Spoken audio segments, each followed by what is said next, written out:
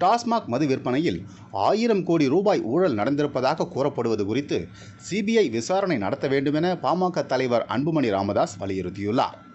டாஸ்மாக் நிறுவனத்தின் தலைமையகம் மற்றும் பல்வேறு மதுபான ஆலைகளில் கடந்த 7ஆம் தேதி முதல் அமலாக்கத்துறை நடத்திய 3 நாள் சோதனைகளில்தான் இந்த 1000 கோடி ரூபாய் ஊழல் நடந்திருப்பதாக வெளியாகியுள்ள செய்தி அதிர்ச்சி அளிப்பதாக அவர் வெளியிட்டுள்ள அறிக்கையில் தெரிவித்துள்ளார்.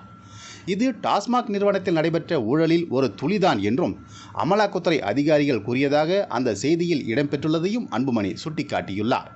இது தவிர தமிழகத்தின் மது விற்பனையில் 40% கணக்கில் காட்டப்படவில்லை என்பதற்கான ஆவணங்கள் கிடைத்திருப்பதாகவும் 50% மதுபானங்களுக்கு கலால் வரியும் விற்பனை வரியும் செலுத்தவில்லை என்பதால் ஆண்டுக்கு 50,000 கோடி வீதம் 4 ஆண்டுகளில் 2 லட்சம் கோடி ரூபாய் அளவுக்கு வரி ஏய்ப்பு நடந்திருப்பதாகவும் அவர் குறிப்பிட்டுள்ளார். தமிழக லஞ்ச ஒழிப்புத்துறை பதிவு செய்த வழக்கின் அடிப்படையில்தான் அமலாக்கத்துறை இந்த சோதனையை நடத்தியுள்ளது.